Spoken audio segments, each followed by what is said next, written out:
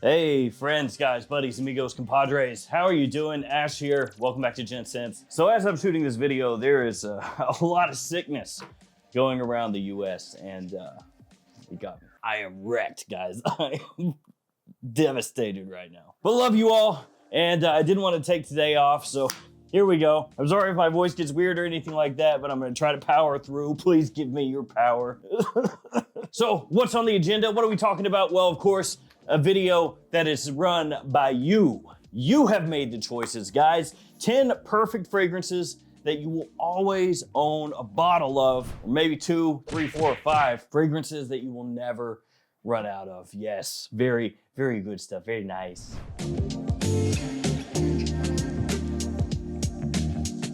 All of these are gonna be linked in the description below, and if you wanna be in a future video, check out the community tab. Always got a question over there where you guys can leave your fragrant answers or upvote other people's. My energy level is not high. Hold on, that will help. All right, let's go. So what's the first fragrance that you guys said is so good, you gotta have a bottle, never run dry? If for whatever reason you end up not owning this fragrance, it's not good. The fragrance goons are gonna find where you live.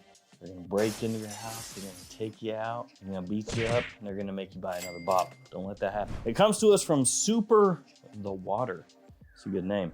Who says, I love Prada Luna Rossa Black. It's a banger from Prada and flies under the radar. Well, it ain't flying under my radar, friend. I can tell you that much. This is one that I have talked about ad nauseum ever since it came out. I gotta be honest with you guys, I'm not sure it's a good idea for me to be smelling these right now. My lungs, okay?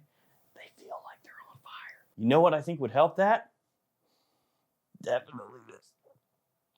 Yep. At least I like how it smells, but I'm not doing that anymore. Luna Rossa Black, fantastic. Flies under the radar for your average person.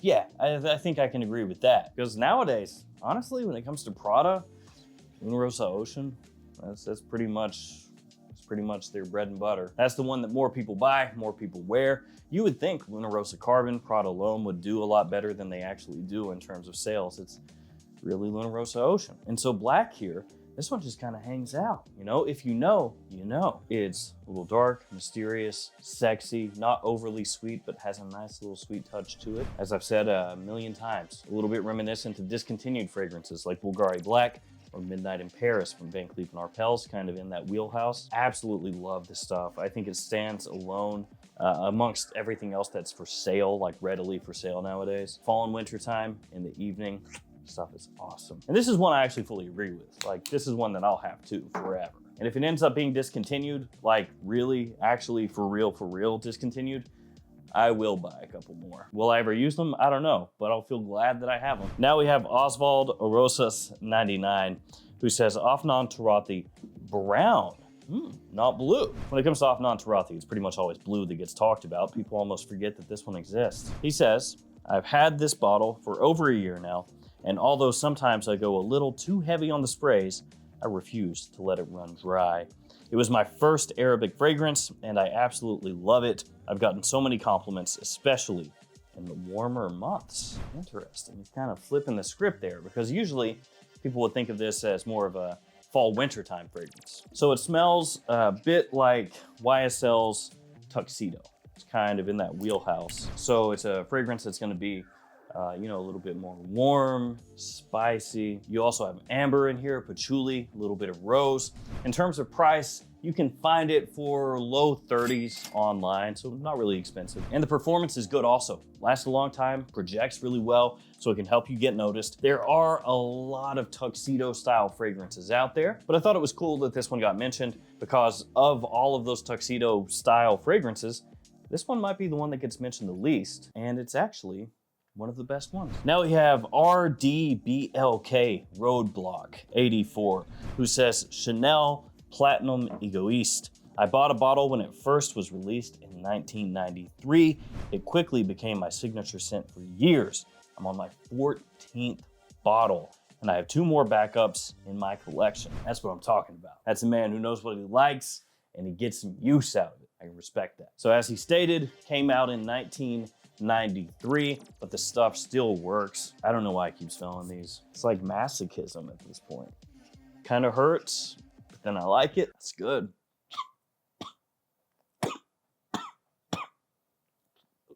Lavender, rosemary, neroli, geranium, oak moss, cedar, sandalwood, clary sage. Some of the notes in here. Very classy, masculine, sophisticated. Absolutely smells like a man who has his stuff together. Very fresh, timeless, and with one foot in the past, but in a way that can still come across contemporary as long as you like aromatic scents. Great versatility. I think you can wear it pretty much whenever you want. Maybe a little more so for like spring, summer, daytime for a lot of people, but you can easily wear this during fall and winter also. Good stuff. Before we hop to the next fragrance, guys, here are some codes that you can use to save money across different websites. The JOMASHOP codes have changed and they only work within the app, so be aware of that. They change every couple months or so. All the other codes that you see here, like Perfume Box, Max Aroma, Fragflix, etc., are the same. So if you shop at any of those stores, save yourself some money, or don't. Up next, we have Austin B95, who says, Tom Ford, Ombre Leather Parfum. Took my wife to the Biltmore. Oh, not too far from here. Asheville's a cool place. Shout out to all the people from Asheville or around the area. Love that place. Anyway, it says, took my wife to the Biltmore for a special occasion wearing it, and it became associated with a luxurious / formal date night. The scent is more than just a cologne. It's a fragrant memory of a perfect autumn night. Two regular people dressed up in their best for a special anniversary evening, visiting a castle in cool weather. I feel like I was there, watching you. But it reminds me most of the confident feeling of while I don't own a castle, I felt rich because of who I was with and the joy I had with her there that night. That's why I'll hopefully always keep it, use it sparingly, and cherish it. It's her favorite too. I like that. And that really speaks to, you know, fragrances and how they can really help shape a memory for you and kind of bring that memory back for you. If you smell that fragrance again, it can kind of, you know, bring those memories to life in a more vibrant way. Of course, it can also be a bad thing if it brings back your memories of something that you don't want to remember. So in terms of notes, Ombre Leather Parfum has, of course, leather, also has woody notes, violet leaf, jasmine, iris, and a little bit of tobacco as well. It's a very smooth, elegant, wearable leather fragrance. It's not something that's like very animalic or harsh. Smells great, smells high-end, and it should. It's expensive. Next up, we have Chris V2R E3F, sounds like a droid from Star Wars, who says, a must-have would be Y Eau de Parfum on my second bottle and have a backup bottle.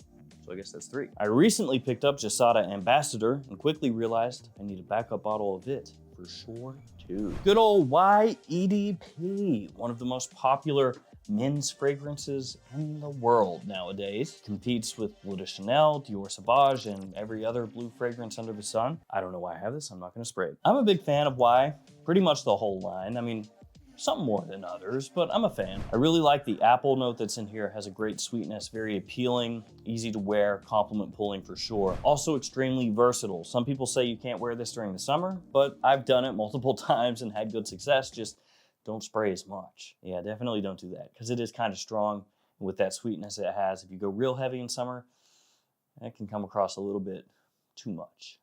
Outside of that, use it whenever you want. Smiles 9995 says, Dior Homme 2020. Of my 30 plus bottles, this is the only one that I've finished and replenished. I might make a decent title there. 10 fragrances I've finished and replenished. Also kind of sounds a little, yeah, it could be taken a little weird way, maybe. Finished and replenished. Iffy. So when this was first released, a lot of people hated it because Christian Dior did what Christian Dior likes to do. They changed things. So Dior Homme Original, as it had been known, was basically taken out back and, you know. And they came out with this, something very different, something not iris forward. And a lot of people were not pleased. But then as time went on and, you know, that shock of the change was gone, people were like, give it another try. And then people came around to really enjoy it. It's a spicy fragrance, fresh spicy, and very woodsy, classy, easy to wear, another one that's extremely versatile. And I think it's actually very well done. And also Dior Homme Sport, the new iteration that came after this, is essentially a cleaned up version of this, which some people might find even more pleasant than Dior Homme 2020. And Christian Dior continues to change things, like their new Dior Homme Parfum. Will people eventually come around to like the new Dior Homme Parfum like they did with Dior Homme 2020? I guess we'll have to see. But I can say that this one is one that I have grown to love a lot. We got 4 more to go, guys. We can do it. I think I'll do a giveaway also, since you guys are just hanging out with me here. I'm trying to figure out what to give away. Hold on, guys. Let me go grab something. So I think this is pretty cool. I'll do Kirin Nitro Noir, still sealed. So it's a Kirin New York, little independent brand, really solid fragrance. And then I'll also do a bottle of Aqua de Jo Eau de Parfum. It's the original iteration, for what that's worth. It's gonna come just like this. This one I got as part of like a gift set, so there we go. We'll do that here in a second though, the official giveaway. Next fragrance, from Parkour and Free Running, 4214. Says currently still sampling, but I would go for PDM Percival. It may be generic, but that's what makes it so safe and mass appealing to wear. It's the ultimate blue fragrance. Menthol Honey Oud, Arabian Tonka, and Mancera Amore Cafe are worthy mentions. So Percival, obviously it smells similar to Abercrombie & Fitch Fierce, Mont Blanc Legend, kind of in that wheelhouse, that style. It is done with a higher quality, which you would expect because it's way more expensive, but it is, as you say, extremely safe, mass appealing, easy to wear, complimentable, all that stuff. Did I even say compliment? What was that word I just said? Complimentable? I don't know. So I don't know that I would say generic, because obviously that carries a really negative connotation. Get up on my soapbox here for like 15 seconds. If you really enjoy wearing something and it's safe, it's mass appealing, it makes you feel better about yourself, makes you feel confident, makes you happy, it don't matter if somebody calls it generic or whatever, who cares? Wear what makes you happy. And if you like wearing, you know, grandma smelling old flower perfumes, if that's what makes you happy, then wear that too. Don't ever feel bad about what makes you happy as far as fragrances go. Next, we have Georgi Ristov. Sorry if I pronounced that wrong. 5346 says, Prada L'Homme is just an absolute masterpiece, and it's so well made and versatile.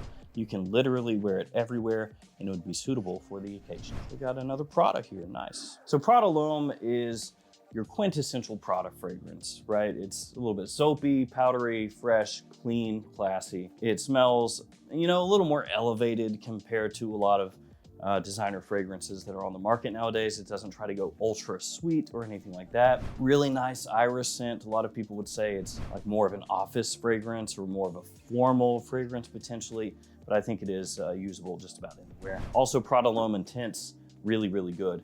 And if you like Prada L'Homme, you've never smelled that one, I would check that out while you still can. Not saying it's going away like right this second or anything, but I just don't trust Prada, if I'm honest, to keep it around. Next up, Mr. Prada or Nada. We have Prada, Mr. Prada or Nada. Surely he will choose a Prada. He says, since the first sniff, I have never been dry on 1 million. The original. More versatile than people give it credit for. Compliment magnet. Mr. Prada or Nada, going with 1 million. It's like the anti-Prada. To be fair though, he makes a good point. 1 million is definitely more versatile than a lot of people will give it credit for. So is Versace Eros, Ultramall. A lot of those fragrances that get lumped into being clubbing scents, you can wear them a bunch of other places, especially if you don't go really heavy with them, because they get lumped into that clubbing scent category because they're strong. And when people go really heavy with the trigger, they come across like sweet bombs. Some people would say like a synthetic just explosion of sweetness, which definitely will get you noticed. It'll get you attention, that's for sure. But if you dial those fragrances down a little bit, you can wear them about anywhere. And for sure, 1 million is a compliment magnet, which is why it's one of the best-selling men's fragrances in the world. All right, giveaway time, guys. So I told you before, Kirin Nitro Noir, Aqua de Jo, Eau de Parfum, the original edition. It's so weird saying that, it's not been out that long, but you know. So all you gotta do, be subscribed to the channel, like the video, leave a comment below. That way I can choose the comment, because otherwise, you know, how am I gonna know? I have like a little section right here of things that I've given away or marked for giving. In the comment, all you have to do is just let me know your favorite fragrance. That's all you gotta do. I don't care what it is. It can be anything. Give me at least a couple weeks. I'll usually take a bunch of winners from videos that I've filmed around the same time frame, and I'll put it up in one single post. That way you'll have all the winners right there. If you're the winner, just hit me up and I will ship that stuff out to you. All right, last fragrance, the Austin Blackman. He says, that's about to be me with the new Gucci Guilty Love Edition EDP. I love the fragrance. They did an amazing job. And I actually really like this one. It's a little bit in the style of Myself. It doesn't smell like Myself if you spray them on side by side, but it's not far removed from the general idea in the sense of it being a very clean fragrance, a wearable fragrance, you know, a compliment puller, something that's not too fussy, not overtly complex. Just a simple note breakdown, orange blossom, which is what you get the most of, along with amberfix, a bit of juniper as well. It's the type of scent that you can wear pretty much year round, anytime that you want, daytime or evening. And I would say of the Love Edition fragrances that have come out, that one is my favorite. So there we go, guys. There are the fragrances that you say you gotta have a backup bottle, never run dry on these right here. Thank you guys for hanging with me here until the end. Again, I apologize, you know, for the lack of energy. I'll see you guys tomorrow with another fragrance video. Stay safe out there, guys. Take care of yourselves.